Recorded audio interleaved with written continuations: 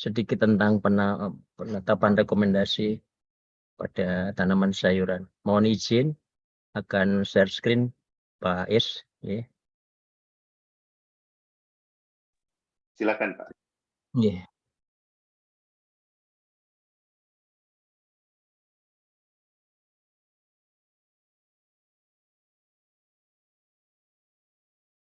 Mudah-mudahan sudah kelihatan ya.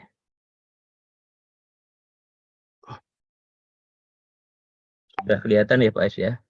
Sudah Pak. Boleh saja. Oke. Baik.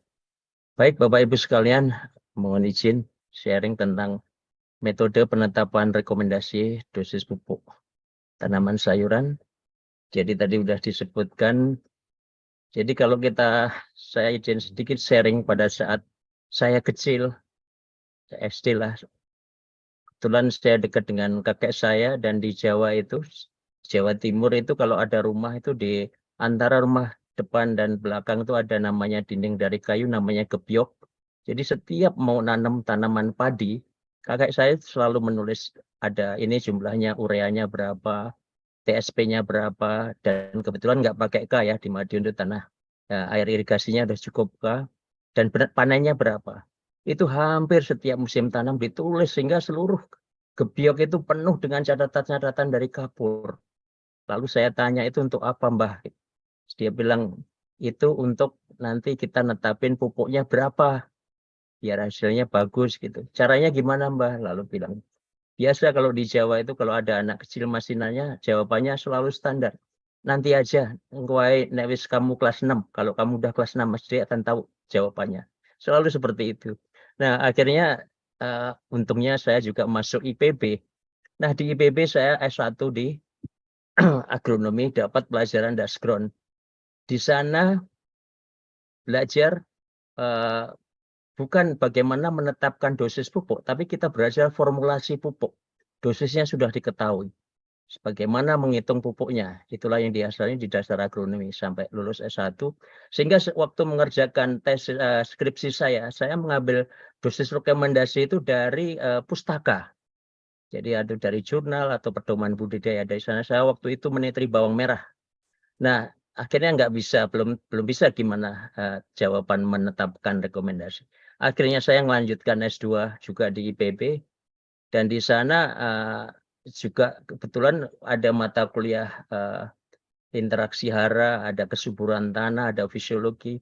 Saya juga belum begitu jelas mendapatkan bagaimana cara penetapannya, walaupun saat itu kita belajar ada buku di dalam buku Masner itu yang Nutrition for Higher Plant, dan satu lagi buku Plant Nutrition, Principle Plant Nutrition dari Mengel and Kirby, dinyatakan bahwa kalau kita mau menetapkan rekomendasi harus dipelajari analisis tanah dan analisis tanaman.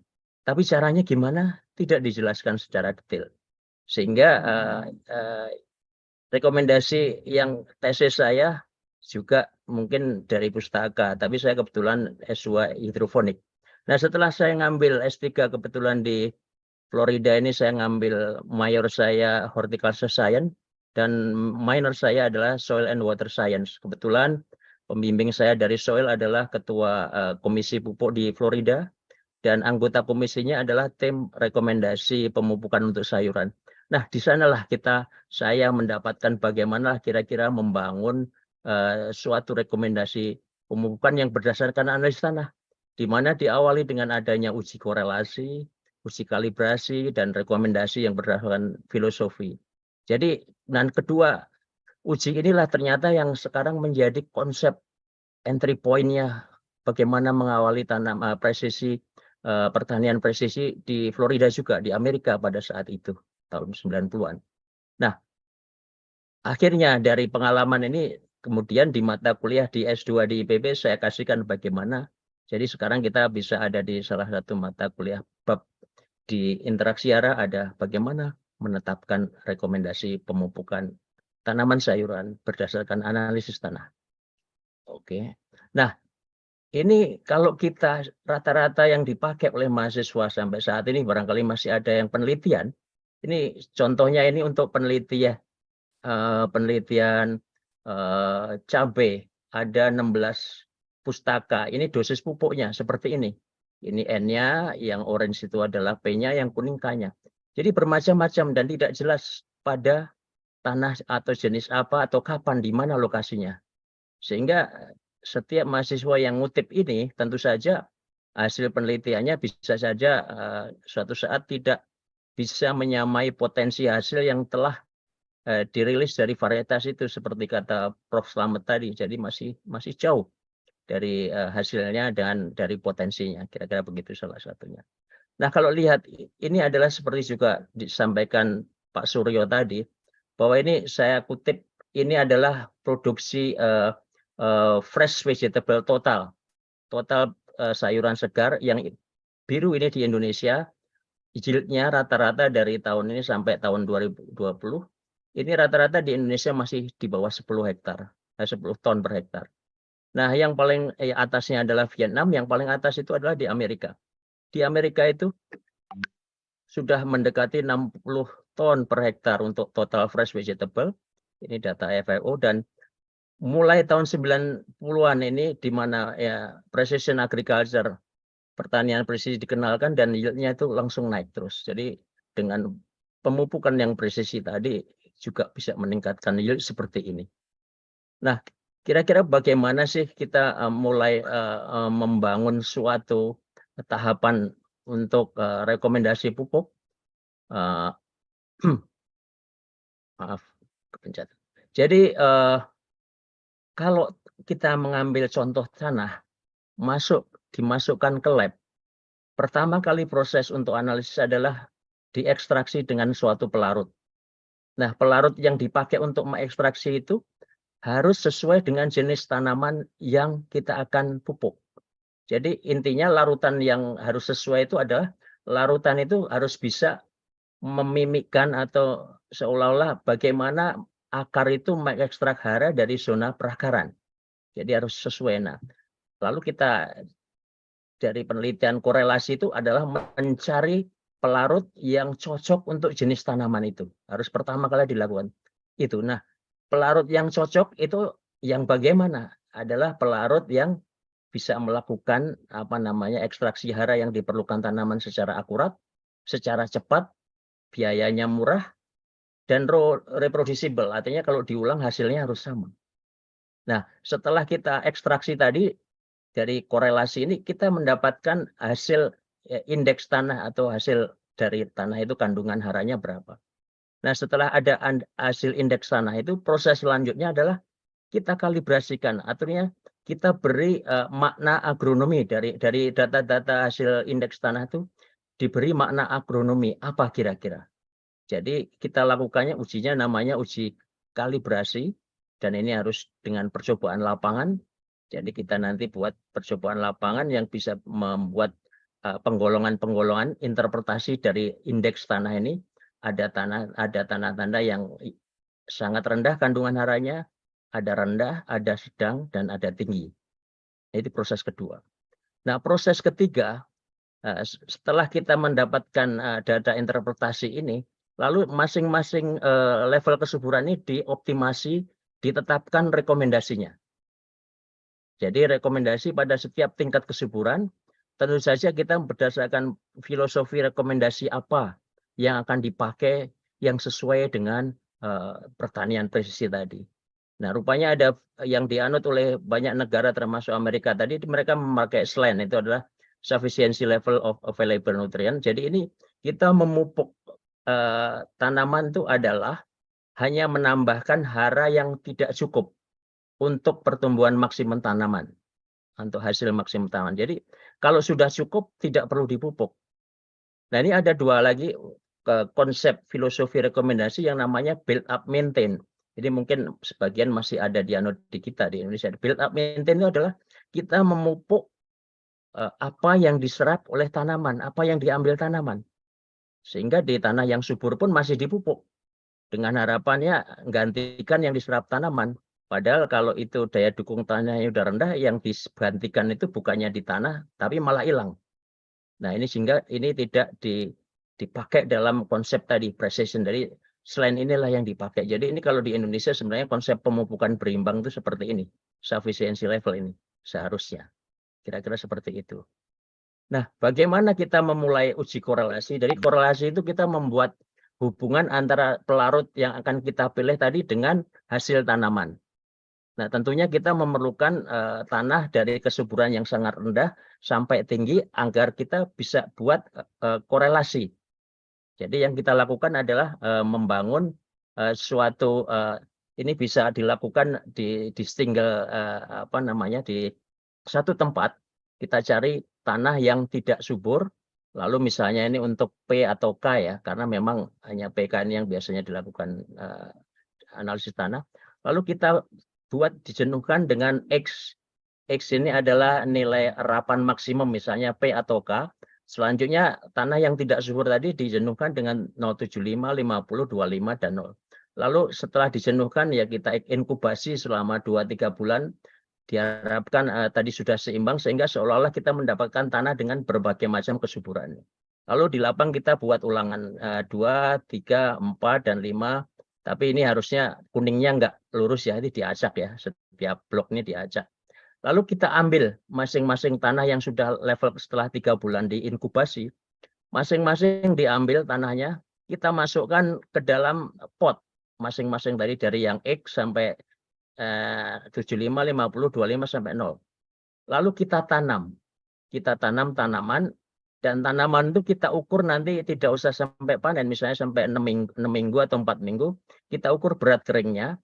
Lalu kita buat tanah ini dianalisis dengan berbagai macam ekstraktan yang akan kita pilih.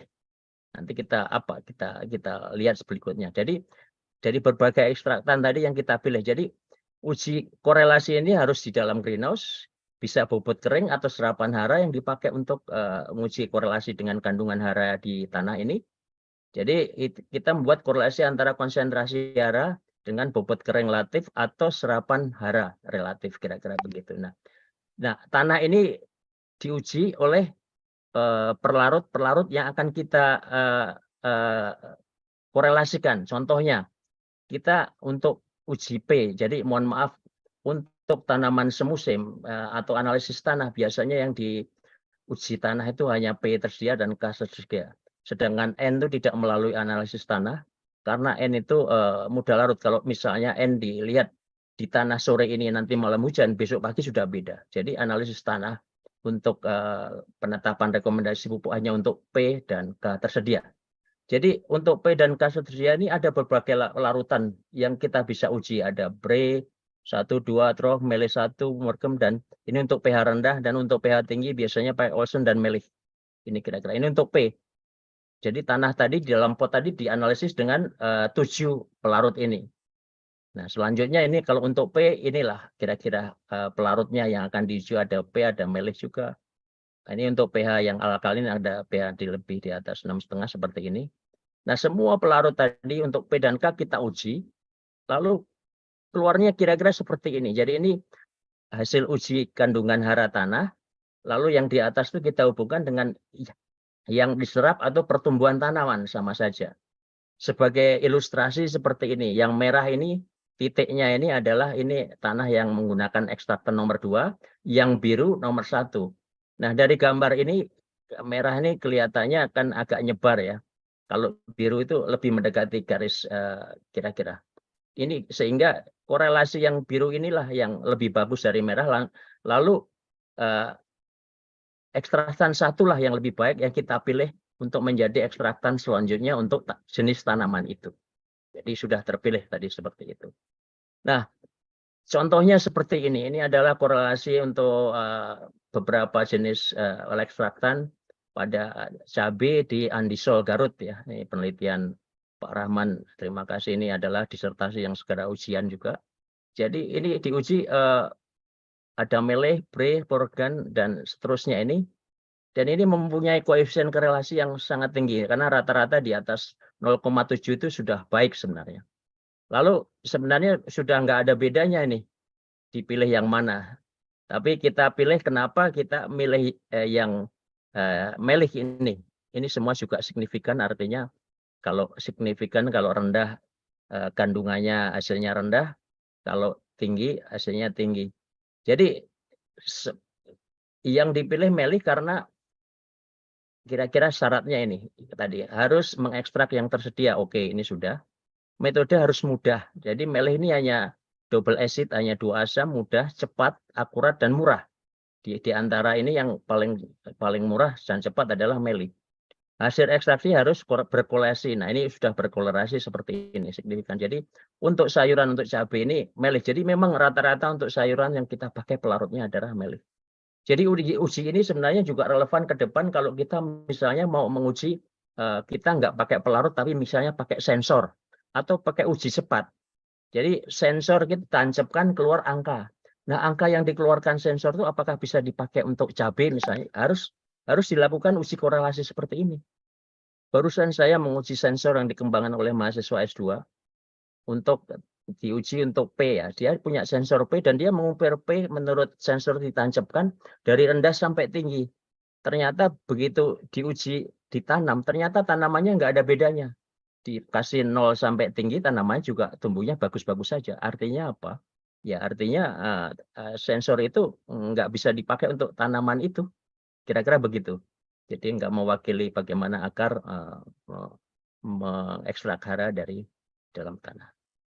Nah, selanjutnya kenapa kita memilih Melih One? Nah, untuk sayuran ya ini sebenarnya kita juga sudah banyak sayuran dikerjakan. Jadi Melih ini dikembangkan oleh Dr. Akdopeli ada Melih 1, 2 dan 3. Tapi tahun 50 sampai 70 tapi hanya Melih 2 yang tidak. Jadi Melih One itu sebenarnya ini sangat sederhana hanya menggunakan HCl sama 2,4 dan ini double acid tapi ini hanya dipakai untuk pH rendah sebagai ekstrakan untuk tanah masam merupakan metode ekstraksi yang tinggi akurasinya, rendah biayanya dan cepat waktunya. Nah, ini sudah banyak dilakukan uji-uji korelasi seperti ini.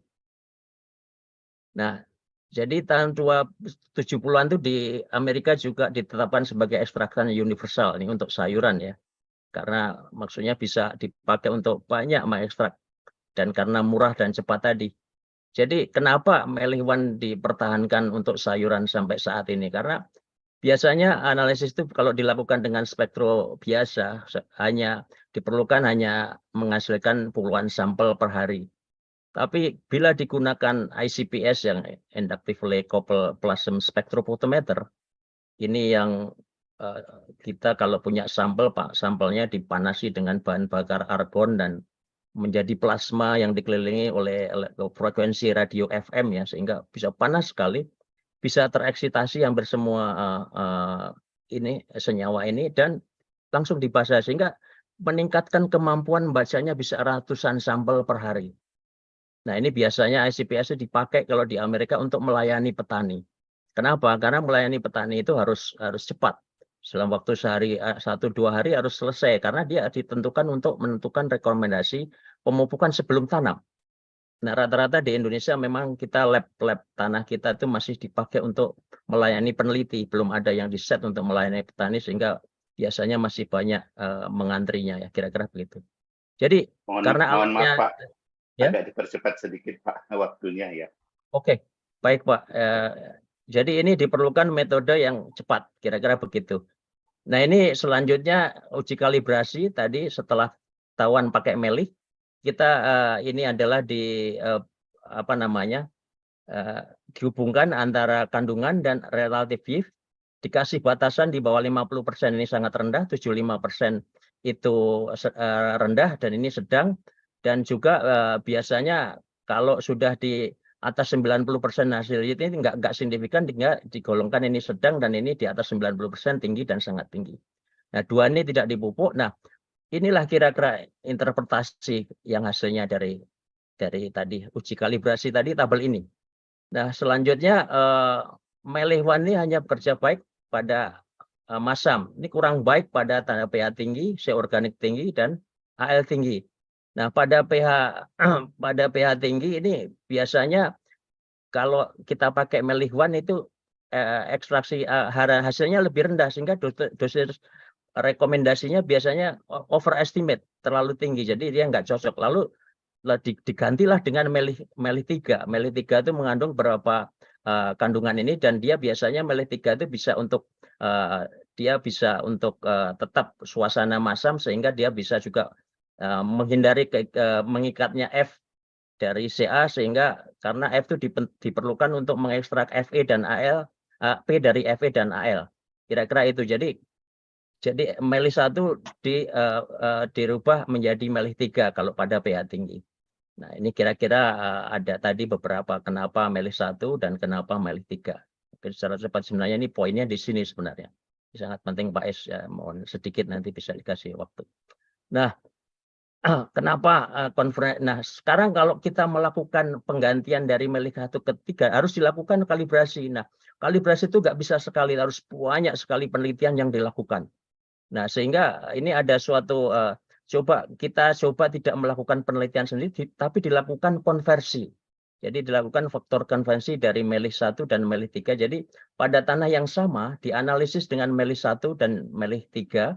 Ini untuk P misalnya, sehingga ini dari persamaan regresinya ditetapkan. Kalau kita melih 3 itu 29, berarti melih 1-nya sekitar 14.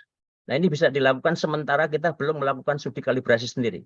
Karena lab yang melakukan kalibrasi tidak boleh melakukan rekomendasi sendiri. Karena angkanya pasti akan beda. Nah, ini untuk yang K, kira-kira begitu.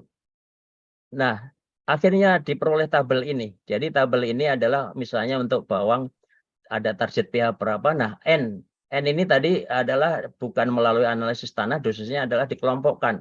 Untuk sayur-sayuran yang heavy feeder N, seperti Pak Slamet bilang bahwa berapa dia, apakah dia mengonsumsi N banyak atau sedang atau rendah, dikelompokkan pada jenis. Nah, untuk P tadi ini statusnya seperti ini, kalau tinggi tidak dipupuk, kira-kira seperti ini. Nah, dari semua ini kita coba tadi bagaimana tadi filosofi rekomendasi sudah sampaikan. Kira-kira bagaimana menetapkan pupuk maksimum tadi dosis maksimum. Ada beberapa divide dengan model. Jadi ya, kebanyakan kita kalau menetapkan rekomendasi pupuk masih menggunakan DMRT ya, padahal tidak begitu. Jadi kita plot ini contohnya. Kalau kita plot dengan ada beberapa ini linear plateau. Jadi ini dosisnya biasanya di sini. Jadi di atas 80 ini sudah nggak naik kira-kira. Kalau kita plot juga dengan kuadratik, dosisnya lebih tinggi. Jadi linear plateau lebih rendah, kuadratik lebih tinggi. Ada model lain lagi yang lebih pas, ini adalah logistik modelnya.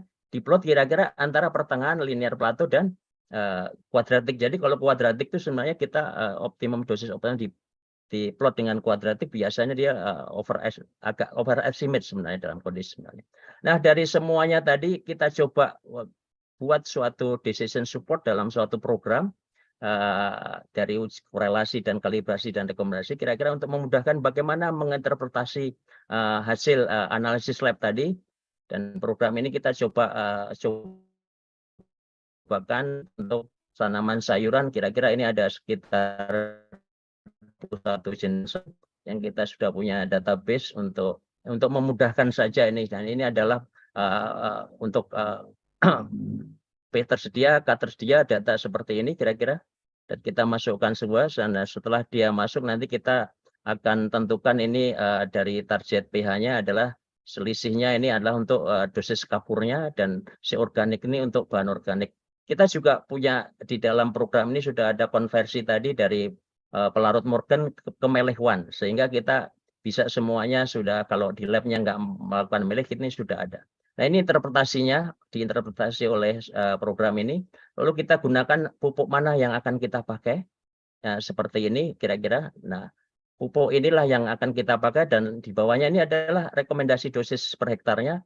Ini cara aplikasi kalau lewat drip irrigation, dan ini adalah perhitungan outputnya selanjutnya. Dan ini yang penting adalah aman ini, karena ini salinity index-nya di bawah 100 berarti aman dipakai. Dan ini output yang buat petaninya seperti ini. Ini adalah kondisi tanahnya, jadi statusnya ini rendah, sedang.